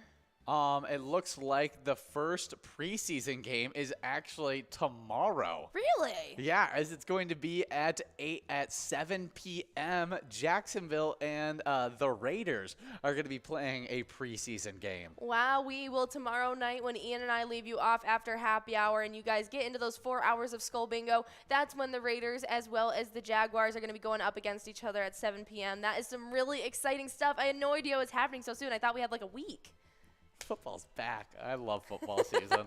Football's so fun to watch. I have such a special love for it, and so I'm so excited for the season. I'm super excited to see. I'm really excited for preseason to get those first looks at those star rookies that are going to be able to play. I expect a lot of our star players to not play a lot during the preseason, but some of those young players that need to prove themselves, like Lewis Seen, Andrew Booth Jr., as well as a few others that really could use that playing time. I think would be really big time stuff, and some of those second year players that also need a little bit of development as well. Absolutely. So does preseason count towards their season stats, No, or is it just kind of like scrimmaging? Preseason is just for guys to get back into the football flow. Playing against people other than their teammates. It gives you a real look at what those younger players are looking like, because they're playing against competition where the defenses change up and everything like that. So you get your first kind of looks of who's going to be the star rookies when you kind of get that tell of who's going to be really good. Sometimes when you actually set them in motion. Yeah, sometimes it's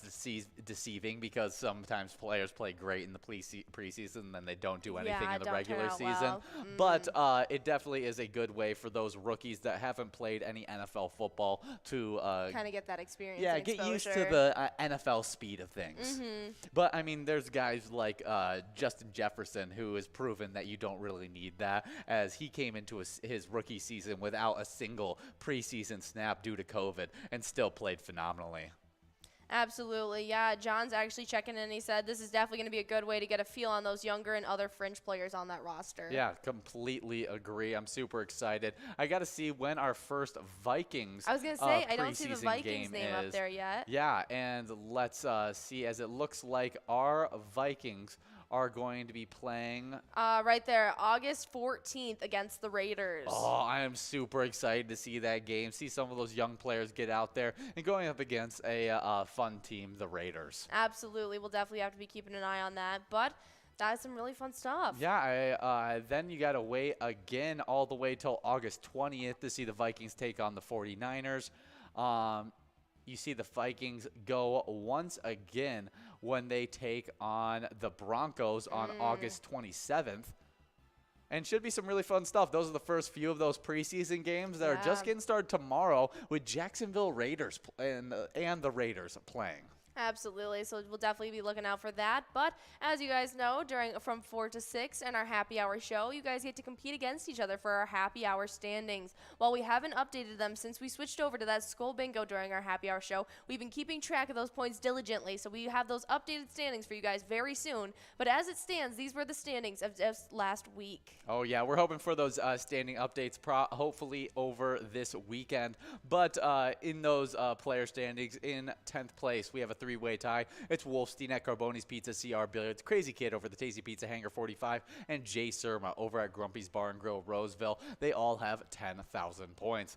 With 11,000 points, we have a three-way tie between Dustball 75 at Charlie's Sports Bar and Grill, Tesla over at Friends Bar and Restaurant, and Kirby over at American Legion Fridley. 6th place is Lucky Ride over at South Street Saloon with 12,000 points. With 13,000 points in 5th place, we got Chica over at Willie McCoy's of Andover. 4th place is Billany over at VFW Blaine, winning 15,000 points so far. It was 17,000 points in 3rd place. We got Lars over at Anamia Vets Club. 2nd place is Brother Nate over at Carboni's Pizza Sports Bar, Burnsville, with 20,000 points. And then at Carboni's Pizza CR Billiards with 38,000 points in 1st place, we got Funk. Absolutely. But on the location side of things, we start off in 10th place with Dugout Bar and Grill in Bethel with 16,000 points. Then we have a tie in 8th between the Barrel House Bar and Cafe in Coon Rapids, as well as Willie McCoy's of Andover. They both have 17,000. With 19,000 in 7th place, it's Carboni's Pizza and Sports Bar Burnsville, home of Brother Nate.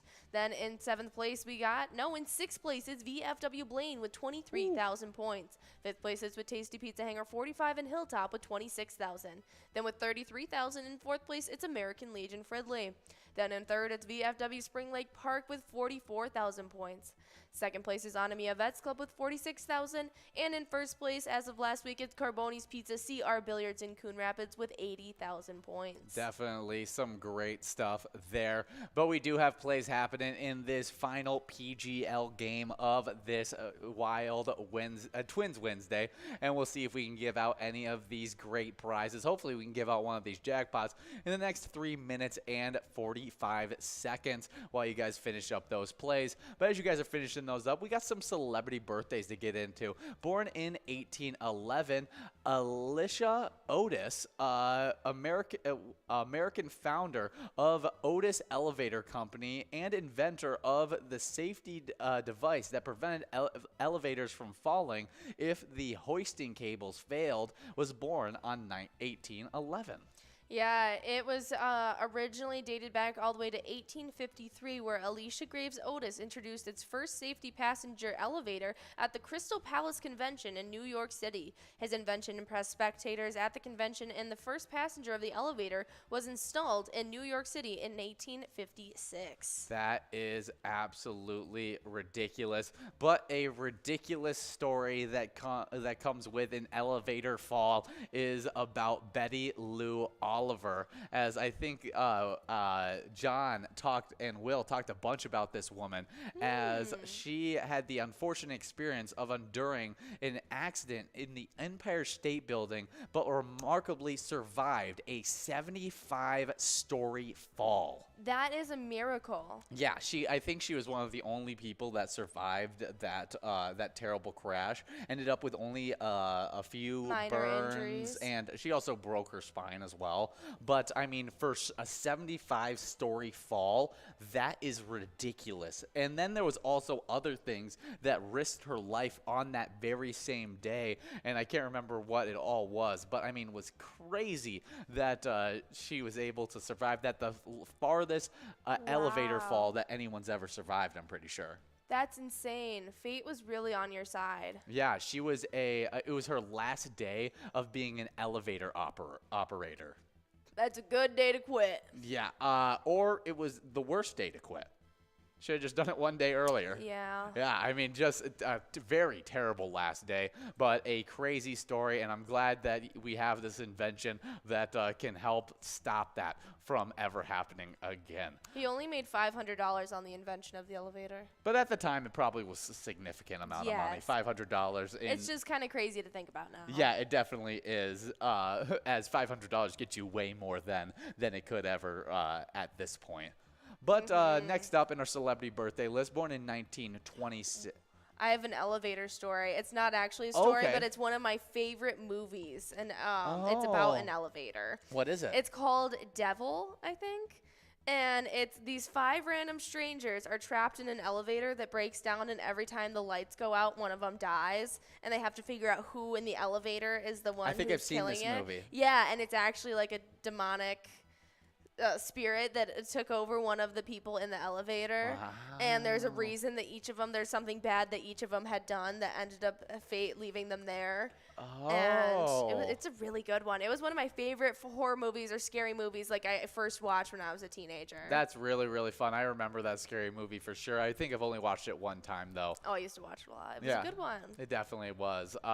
Next up, though, in our celebrity birthday list, born in 1926, we got Tony Bennett, an American Grammy and Emmy award-winning pop and jazz singer, did I Left My Heart in San Francisco, as well as Steppin' Out with My Baby. Absolutely, just an iconic man. He was known professionally as Tony Bennett, while his birth name was Anthony Dominic Belladetto, and he is an American singer of a traditional pop standards, big band, show tunes, and jazz. He is also a painter and has created craft works under his birth name that are on permanent public display in several institutions. Yeah, and is still going at 96 years old. Really, really cool stuff to see him just still doing stuff. And that movie was, in fact, called Devil. Ah, that's really, really cool stuff. Well, happy birthday, Tony Bennett. But we got a winner we need to talk about as Chantamat. Chantamat over at Chanticleer Pizza Maple Grove is taking home $49 in this final PGL game of Fishing Derby. We're about to get into a really good game of Jackpot Jungle where we have a huge jackpot on the line that you can win for 25 cents if you win it in 52 balls or less. Absolutely. Make sure you guys get enrolled in the next couple minutes, but we'll get that entire top 10 for you guys in that final round of Fishing Derby for you guys as well. But our next celebrity birthday on this day in 1940, one of my favorite actors, it was Martin Sheen. His birth name was Roman Estevez, and he is the American actor. He was known for Badlands, West Wing, and one of my personal favorite shows, Grace and Frankie. Yeah, I knew you were going to bring up Grace and Frankie. I love Martin Sheen. Definitely a fun actor that's been in a lot of different things throughout his Absolutely. career. I think it is so crazy to think that Charlie Sheen and Emilio Estevez are brothers. Yeah. Isn't that insane? That is really weird to think about. That is one of the strangest things because I always forget that he's Emilio Estevez's Pull up dad. a picture of Emilio Estevez so I can actually. He's the guy from The Breakfast Club. Yes. He Okay. was in a lot of stuff at a young age. That is really funny. I mean, now that I know it, I can totally see it.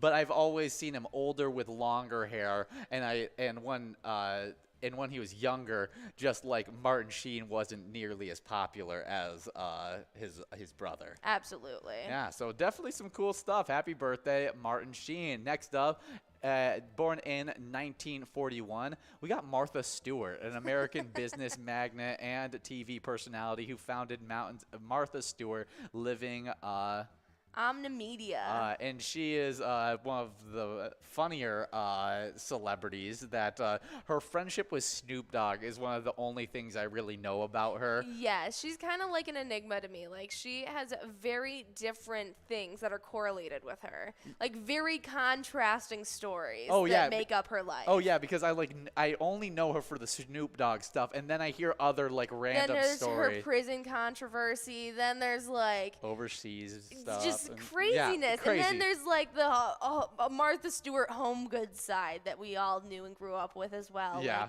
It's just, she's a crazy woman. Yeah, so happy birthday, Martha Stewart. We're going to get into this next celebrity birthday, though, as you guys just got 2 minutes and 20 seconds to get enrolled in this final game of TwinsWinsDay. Absolutely. And in 1962, Tina Latola was born, the Finnish woman ski jumper, and she holds the world record. Really? That is super, super cool. We got to see what she all...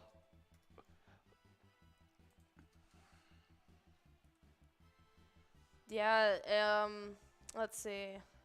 Okay, and yeah, she is in ski jump history. Let's see if we can figure out a little bit more about her, as it seems like it's hard to find any kind of I know. big time things about her. But we got a list of the longest ski jumps ever, which is pretty cool. And the longest one is they ascended 9.4 meters. Interesting. I don't know how they gauge. I don't think they're in line. I don't think they're from the longest ever to because it looks like someone named Joseph Braldi did like 101 meters. Yeah, that's pretty crazy stuff. Yeah, I can't find anything about her, so that is interesting. Definitely super, super interesting there. But you guys just have 45 seconds to get enrolled in this next game, so make sure you guys are getting enrolled and pressing play. Absolutely. Just 35 seconds as we look up our next celebrity birthday. Yeah, born in 1963. We got the heavy metal rocker from Metallica, James Hetfield. Absolutely. Yeah, definitely some fun stuff there as Metallica is such a big band. Absolutely. He holds one of the highest orders in his career for a guitarist. Wow, that's really cool. Obviously, the big time yeah, he was the lead vocalist, rhythm guitarist, co-founder, and main songwriter of Metallica. He is mainly known for his intricate rhythm playing and the occasional performances of lead guitar duties and solos, and he both live as well as in the studio. Oh, well, happy birthday. He's 59 years old today. He's also in a couple movies. Oh, we do have some prizes on the line as we got a $41 line prize, a $41 large M, and a $14,746 coverall prize. Should be some super fun stuff. Absolutely. We got a bunch of players 4 balls away, like her ring reader, soon to be is a bunch of full other people as well. Oh yeah, super cool stuff. Next up, in 1973 on this day, Jay Cutler was born, the American bodybuilder. He was 4-time Mr. Olympia winner in 2006, 2007, 2009, and then again in 2010. Yeah, one of the more iconic bodybuilders. He popularized the quad stomp because he just had these absolutely ridiculous quads. You're going to be finding a bunch of stuff about Jay Cutler, the quarterback. For a former quarterback for the Chicago Bears, so you'll have to look up Jay Cutler bodybuilder, but he is an absolute crazy size, as he was just an absolute mass monster and just had crazy width to him. Would even bulk up to about 290 pounds while he was trying to gain weight at about 5'9". That's crazy. So I mean, imagine being 290 pounds at 5'9". No. You're huge. And he was still like... Because I'm like 5'7", 5'8". So that's just like putting that weight on like my frame. Yeah, and then he would trim up to being absolutely chiseled and just was absolutely massive. We do have a line prize going out, though. That's right. Honker over at Shooter Saloon and Legend over at Royal Bar splitting up that $41 line prize. Nicely done. Now we're working on a $41 large M, as we also have that $14,746 jackpot. Oh, yeah. But Jay Cutler, king of the quad, happy birthday. Yeah, he was also, as well as winning 4 times, he was a 6-time runner-up for Mr. Olympia. Yeah, was very competitive throughout his entire time competing on that Mr. Olympia stage.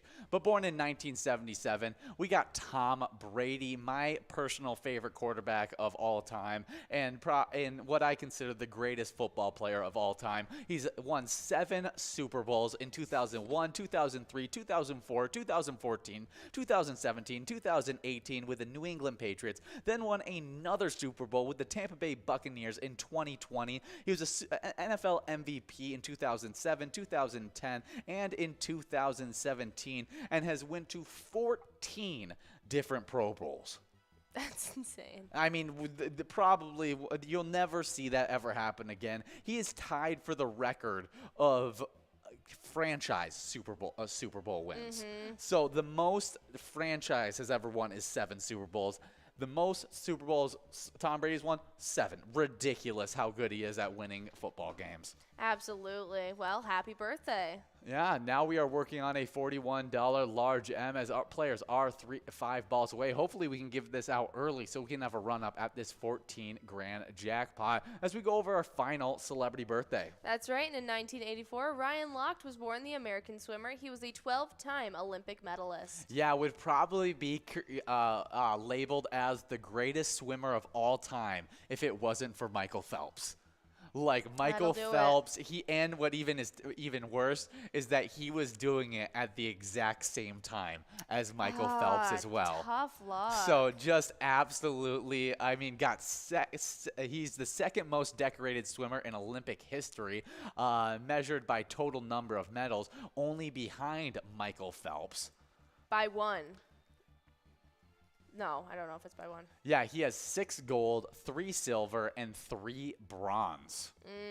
That is crazy. I mean, just a very, very talented swimmer. Absolutely. Yeah, and just to be able to be one of those guys that competes with Michael Phelps is incredible. And the USA was lucky enough that he was a part of the USA team as well. So they were just running it in swimming. Because I remember when he came out on into the Olympic circuit, and everyone was saying, "Oh, this guy's going to beat out Michael Phelps. Like, he is going to be better than Michael Phelps." He never quite got to that level, but still, I mean, second most decorated swimmer of Olympic history.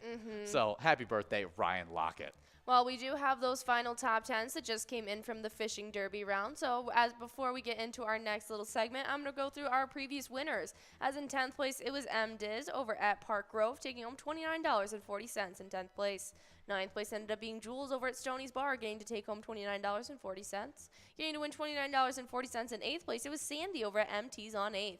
7th place ended up being Suki over at Howie's Sports Bar and Grill, taking home $29.40. Getting to win $29.40 in 6th place, it was Forget UD at VFW Austin. 5th place ended up being Angie over at Leo's Spar, New Market, taking home $29.40. Mustard 15 over at American Legion Fridley took home $39.20, coming in 4th. Then in 3rd, it was Squid LV over at American Legion Fridley, taking home $44.10. Then Q over at VFW Wasika took home $44.10, coming in 2nd. And then our first place player of that fishing derby round was Chanta Matt over at Chanticleer Pizza, Maple Grove, taking home $49. Yeah, good job to all those players. And we're about to get into another top 10, our lunchtime standings, the Twiking Zone. And I think I talked about the players last time, so I'm going to hop directly into the locations and leave the players to you. All right. In 10th place, we got Bierstube Inver Grove Heights. 9th place is the Floppy Crappie over at Pokegama Township. 8th place is Miniger's Sports Hub over in La Crescent. 7th place is our place on 3rd in Faribault. 6th place is Carboni's Pizza, CR Billiards in Coon Rapids. Getting bumped back from 4th into 5th, we got VFW Blaine. Now we get into the 100,000 point club, because moving up from 5th into 4th, we got Poppers in Virginia. 3rd place is Corky's Bar South Haven. And now we move into the 200,000 point club, as in 2nd place, we got American Legion Fridley. And 1st place, VFW Spring Lake Park. All right, well, on the location side of things, in 10th place, we got No Show over at McPete Sports Bar and Grill. Before I go any further, we got a large M winner. Mad Dog over at the Lincoln Depot, taking home $41 on that one. Good to see you, Mad Dog, as you got that out pretty early so we can have a run-up at this 52 ball or less jackpot. Absolutely, but going right back into these standings, we had a tie being formed up in 8th by Caribou over at Cooper's Restaurant and T-Bone over at Poppers. 7th place is Tez over at Poppers, while in 6th it's Red at American Legion Fridley. In 5th place, we got Nan over at Corky's Bar in South Haven, while Mikey Wins is right ahead of him in 4th at Mama G's. 3rd place is Stimbob over at Corky's Bar in South Haven, while 2nd is Scrub Eye at VFW Blaine. And in 1st place, holding on strong, is Loser Dave over at VFW Spring Lake Park. Yeah, definitely some great Twiking Zone standings. But we have Jordy's favorite addition to the script, and that is the new Minnesota State Fair Food Spotlight. And let me tell you, it's one of my favorite parts of the script as well, as we talk about some of those best foods that are just getting added to the menu over at that great Minnesota State Fair. I'm so excited about it, and today is no less, as we got all quacked up. Well, it's going to be a fried farm fresh duck egg from the Gray's Farm in Faribault, a top shaved smoked ham, aged cheddar cheese, tomato, and spinach, served open-faced on toasted sourdough bread with a paprika aioli. Sign me up. Yeah, that sounds right in your wheelhouse right there. Throw a little avocado on there, and it is a heaven-sent breakfast. That was literally going to be my next statement was, it's only missing a little bit of avocado. You can never have too little avocado. Yeah. I would love to have a little bit on that, and that it sounds like a perfect breakfast. Absolutely delicious. The all quacked up. Make sure you guys check it out at the Minnesota State Fair this year. But we are coming on to the tail end of this game. We're hoping that in these next 3 balls we can give out a prize, as we have Dalico already 2 balls away, it looked like. Yeah, let's make it happen. We're about to be on our 51st ball dropped. We'll have to see if anyone's going to be able to take it away. But as you guys are getting after it, we got some fun movies that were released on today. That's right, and in 2001, The Princess Diaries was released, but there it is. We got Mad Dog over at Lincoln Depot taking away that must-go prize. No, jackpot of $14,746. Good job, Mad Dog. Make sure you send in one of those player picks. That is a great way to end off this Twins Wednesday. I mean, I was about to go to bed right after this, but I'm going to be staying up till 2 o'clock because of how hype I am for Mad Dog. A huge jackpot going out on the very final ball that it could possibly go out. $14,746 going out to you. Super, super exciting stuff. A great jackpot going out to a longtime Pilot Games player. Congratulations, Mad Dog. That is a great jackpot to take home. But now we got to highlight a different jackpot that went out this past weekend. While playing at Carboni's Pizza CR Billiards, Bliss took home $6,175. And while playing over at Carboni's Pizza, they supported the Competitive Cheer Spirit Booster Club. Their mission is to support competitive cheer in the Coon Rapids areas. Yeah, definitely a great, great charity. Wherever you guys are playing, you guys are supporting a charity, helping out the community of Minnesota. So make sure when you guys play Pilot Games, remember, when you play Pilot Games, your community wins. See you guys.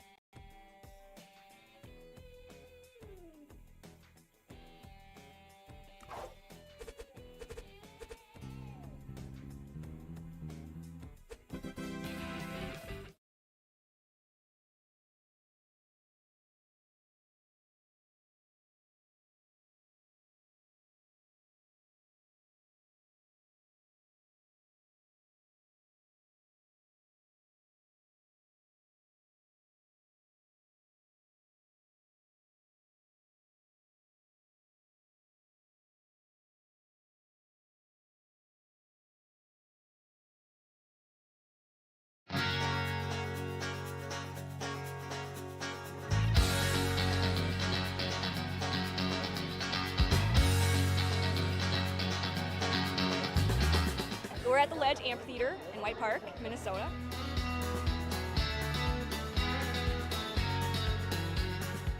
I saw the Blues Brothers 2 years ago with these guys.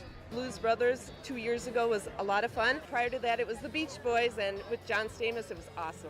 I have never been to a PyCon event before. This is my first time, and I am loving it.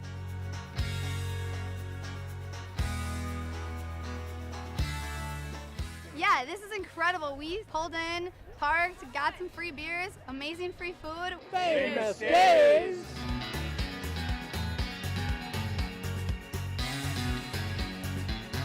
Hey everyone, Famous Dave here, smoking up the best ribs in America. Having a great time so far. We got a picture with John Randall. It's pretty awesome. John Randall is like my favorite. Skol, skol, skol, baby! Really cool seeing John Kriesel. Really cool listening to him talk and his story. This is my first PyCon, and I've had a blast.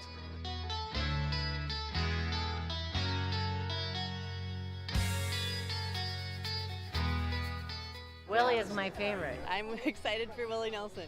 I grew up listening to Willie Nelson my whole life. Willie Nelson. Willie Nelson. Have a really nice day!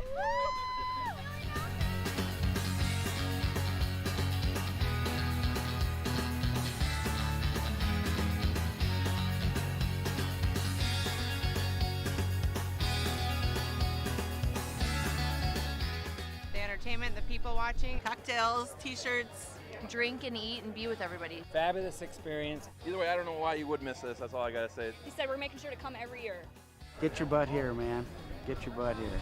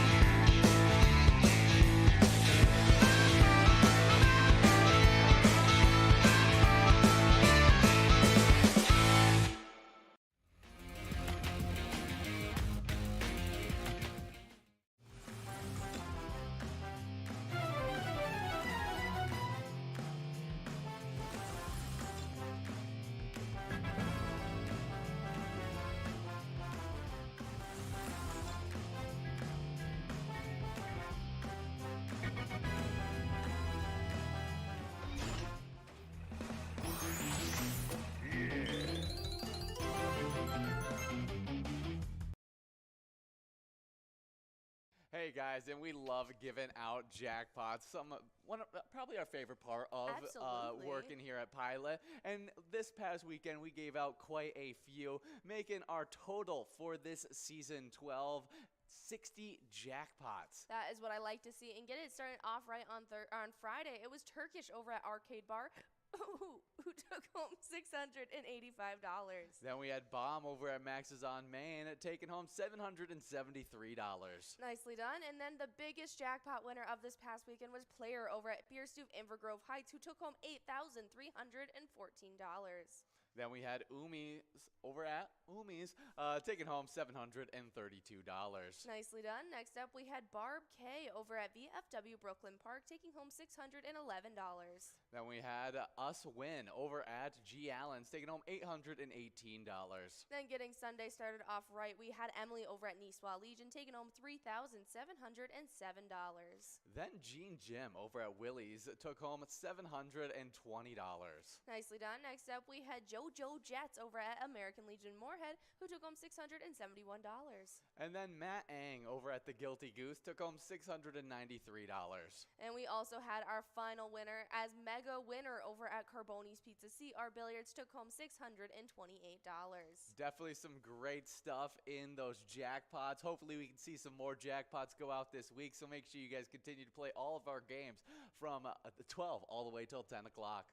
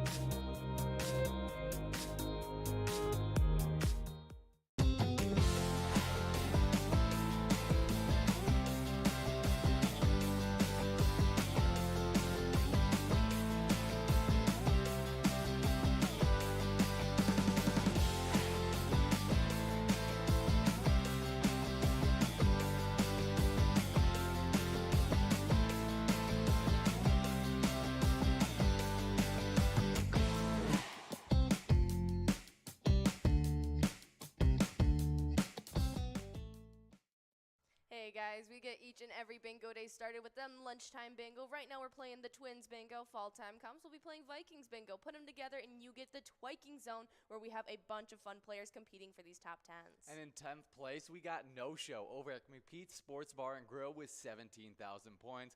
9th place is Big Mike over at the Beach Club Bar and Grill with 22,000 points. 8th place is Player over at Beer Stoop Invergrove Heights with 23,000 points. 28,000 points to the 7th place player, Jules over at VFW Spring Lake Park. 6th place is T-Bone over at Poppers in Virginia with 30,000 points. With 34,000 points in 5th place, we got Nan at Corky's Bar South Haven. 4th place is Red over at American Legion Fridley with 42,000 points. 3rd place is Scrub Eye over at VFW Blaine with 44,000 points. With 51,000 points in second place, we got Simbob over at Corky's Bar South Haven. And in first place, we got Loser Dave over at VFW Spring Lake Park with a whopping 55,000 points. That is some really exciting stuff. On the location side of things, in 10th place, we start off with Bedrock in South Haven with 19,000 points. 9th place is Beer Stew Invergrove Heights in Invergrove Heights with 24,000 points. Then with 27,000 points, we have a tie in 7th between Beach Club Bar and Grill in Lakeland and Our Place on 3rd and Faribault. Then in 5th, we have yet another tie between VFW Blaine and Carboni's Pizza CR Billiards. Both locations have 46,000 points. Then right ahead of them in 4th place, we got Poppers in Virginia with 49,000 points. 3rd place sits with Corky's Bar in South Haven with 72,000. 2nd place is VFW Spring Lake Park with 115,000 points. And then right now in 1st place, we have American Legion Fridley with a whopping 128,000 points so far. Definitely some crazy point totals in those standings, and if you guys want to compete for those standings, make sure you're coming out for Twins Bingo from 12 all the way till 1, 7 days a week.